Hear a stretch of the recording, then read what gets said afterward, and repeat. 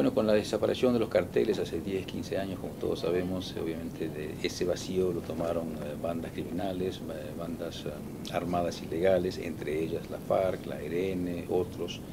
Y hoy por hoy yo creo que básicamente todo el negocio está en manos de estas bandas emergentes, criminales, y también los grupos armados al margen de la ley. Una de las maneras más notorias, más sanguinarias de proteger su negocio de drogas es plantando minas antipersonal, con lo cual ponen en peligro no solo el trabajo de los policías y de los erradicadores manuales que hacen su trabajo diario en todo el país, sino que ponen en peligro la vida de niños, de jóvenes, de campesinos que trabajan en lugares donde hay sembríos, donde hay cultivos de coca.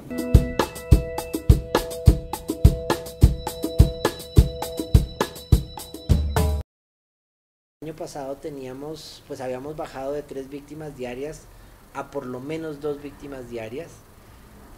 Yo creo que este año vamos a quedar por debajo de 2 víctimas diarias. Eso es una buena noticia, pero sigue siendo mucha gente. O sea, que tú tengas más de 500 víctimas al año es muy grave, es realmente un tema humanitariamente crítico.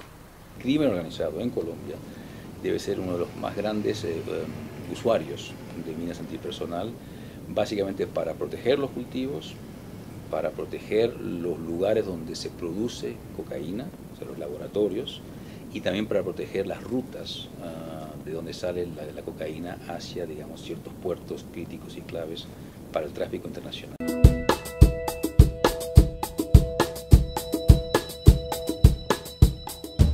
Que el uso fundamental sigue siendo un uso, llamémoslo así, táctico, militar, de defensa, de contención de la ofensiva, pero sin duda crecientemente lo encontramos en la protección de los cultivos, en la protección de los laboratorios.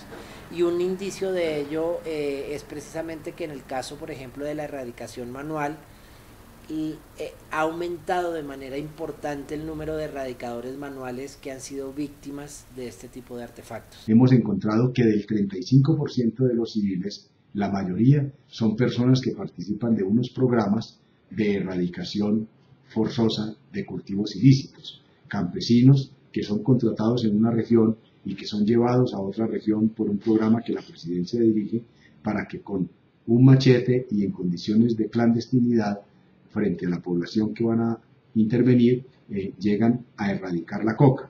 En esas zonas, son zonas de conflicto, normalmente se han encontrado con campos minados en zonas aledañas o incluso dentro de las zonas de cocales.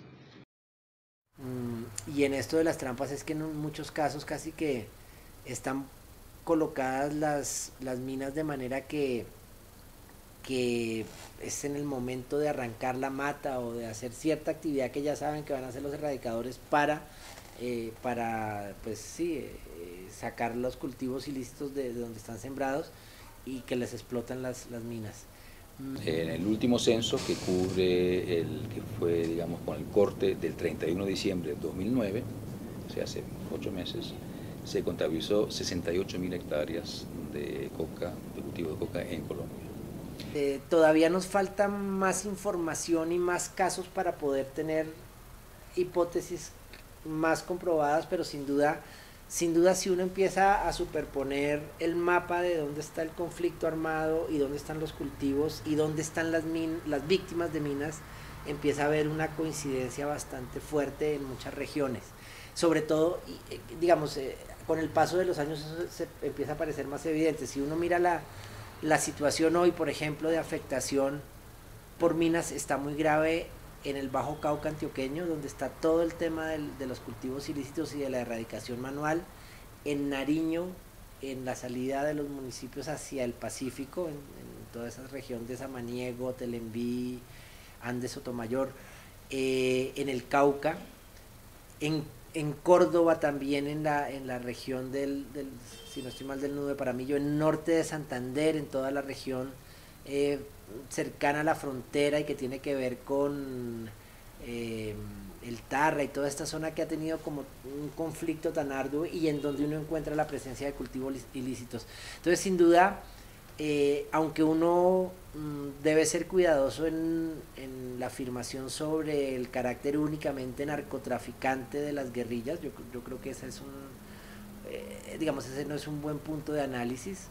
Sí creo que hay una creciente incidencia del negocio en la actividad guerrillera, y frente a una presión militar esto se vuelve muchísimo mayor.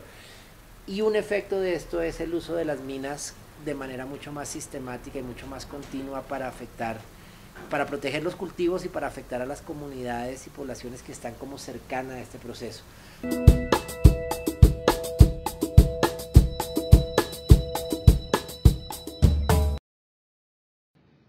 A ver, las minas se derivan del conflicto. Las zonas donde está el conflicto son las zonas donde también hay cultivos ilícitos, ¿sí?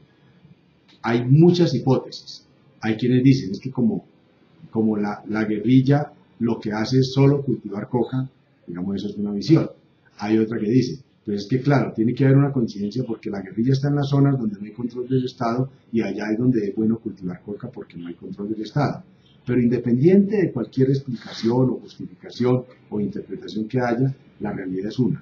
Donde hay conflicto, hay minas. Donde hay minas, hay coca. Donde hay coca, hay minas. Hay actores armados no estatales. Y hay una confrontación que está en dinámica. Pero en medio hay una población muy pobre, históricamente excluida, empobrecida históricamente, que es una población rural. Hombres, mujeres, niños, niñas, que vienen siendo víctimas de este conflicto, que no son combatientes y que por tanto requieren de que sean observadas, atendidas, visibilizadas, y que se conviertan en una exigencia nacional para que la sociedad colombiana, no el gobierno, nosotros, todos los colombianos, seamos capaces de ponerle fin a un conflicto que ha matado cerca de 500.000 colombianos en los últimos 30 años.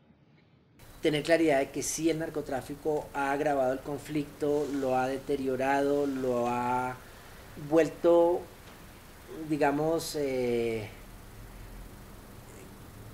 como un combustible de todas estas prácticas y del uso de las peores prácticas. Digamos, si uno encuentra dos prácticas absolutamente dramáticas en un conflicto largo como el nuestro, pues una es el secuestro, por lo que implica de tener gente por muchos años